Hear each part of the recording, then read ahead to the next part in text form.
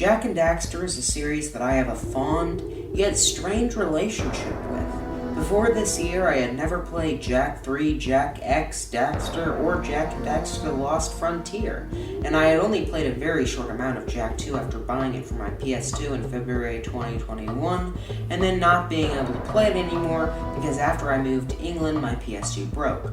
But the first game is the one that remains a classic for me. I may have almost no memories with the series as a whole, but the countless hours I spent over the years playing through the original game are unforgettable and shaped my love for Naughty Dog, cemented my love for PlayStation even further, and made me invested in the PS2 as a whole. Spyro is, and probably always will be, my favorite game of all time, and seeing it tragically come to an end and then spiral into the depths of absurdity and mediocrity alike was disheartening. Insomniac went on to make the stellar Ratchet & Clank franchise, the masterful Spider-Man games, and Resistance, but I still miss the classic platforming of the Purple Dragon. I was really sad to see that the game I was very excited to try out, Enter the Dragonfly, ended up being a complete trash fire. So I started to look around for any other games that could capture the feeling of Spyro, and with Jak and Daxter The Precursor Legacy, I had found it. I immediately fell in love with this game, and I've played it every few months consistently since then, because it's such a memorable experience that really left an impact on me. But does my nostalgia deceive me, or is this game still as amazing as I remember? Well, I bought the Jak bundle on PS5, and we'll be taking a look at all the first 4 games developed by Naughty Dog. So let's first take a look at the one that started it all. Jak and Daxter The Precursor Legacy is a relatively simple concept. The tale of a main character who's completely mute, has a spin attack, and must collect a bunch of shiny objects to save the world from an evil maniac.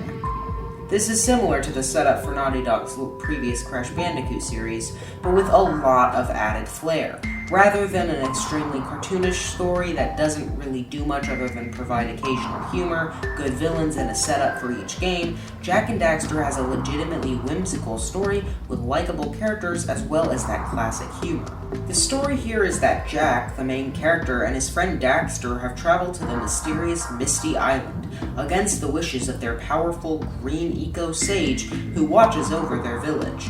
One thing leads to another, and Daxter is turned into a strange little furry creature that looks sort of like a weasel, and is apparently called an ottsel, combining a weasel and an otter.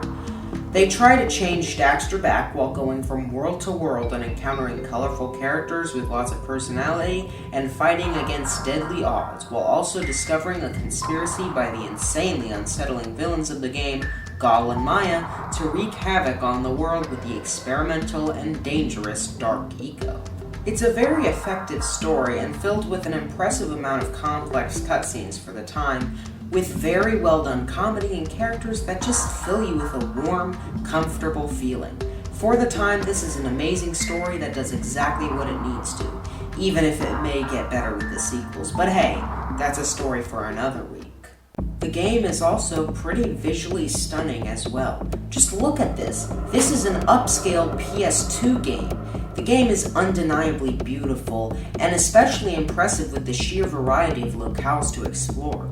Frosty mountains with caves full of glaciers, intensely warm and vibrant volcanic craters, sunny coastal villages, and more all make this a very pleasant game where each area distinguishes itself through visuals alone. The music is also phenomenal and has a great tropical theme to it for much of the game, as well as a more ancient sounding set of tracks to go along with the great Precursor levels in the middle of the game. All around, the game excels in terms of presentation for sure, and the story is also entertaining and works perfectly. But what really matters with this sort of game is gameplay. Jak and Daxter has gameplay very similar to that of the first Spyro game, as I said in the beginning, with some elements of the later Spyro games, Crash Trilogy, and many other platformers introduced as well. My favorite game ever is the first Spyro, so this collectathon style really appeals to me, as long as it's pulled off correctly, that is. And Jak and Daxter thankfully doesn't disappoint when it comes to this. You have a range of 2 to 8 power cells in each level of the game, similar to the Jiggies in Banjo-Kazooie.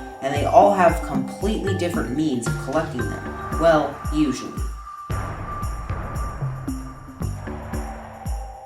You have basic platforming challenges that use a variety of different jumps and attacks in tandem with eco power-ups that give you the abilities of super speed, strength, or even fireballs, and these are undeniably fun and impressive. You also have challenges that test your puzzle-solving abilities, speed or combat skills in order to spice things up, and these are also incredibly well done. This is all enough to make for a very solid collectathon platformer, and the levels are thankfully packed to the brim with precursor orbs and scout flies, which open up the opportunities to purchase even more power cells from tons of interesting side characters, such as comically stupid miners, sleazy politicians, and even a guy who lost his pants in a bet. There are also vehicle sections which are somewhat aggravating, but they're not too bad and add quite a bit of challenge to the game. The difficulty of this game is overall pretty stable once you've learned the ins and outs of the controls, so these few power cells that are dependent on your driving skills are really the only time the game will really get on your nerves. That and this ridiculous minecart segment. I was actually shocked playing through this how many levels that I had remembered as being awful and annoying were actually fun and unique. I love almost every cell in this game, and they usually are perfectly challenging, fun, and satisfying to collect, except for that damn fisherman. The boss fights are pretty good as well, even though the final boss is way too easy. They all provide some jaw-dropping spectacle to the game and usually incorporate the mechanics very well. And yeah, are you expecting me to give you the score now? Well, you'd be wrong. This game has one last defining trait that must be mentioned. The fact that it is an open world game. Though it was released in the early days of the PS2, this game is a nearly flawless open world experience. There are practically no loading times after you get into the actual game, and the few that exist are really just transitional cutscenes that would probably be there anyways so as not to break the flow of the world. It's a very fun and satisfying experience to look through each area, and every time you realize that all the different levels are connected, you feel a great sense of scale come over you that makes the game feel way more impressive. And thankfully, the big open areas are not empty at any point. Like I said, collectibles and fun challenges are spread all through the world, and make sure that every moment in this game is enjoyable.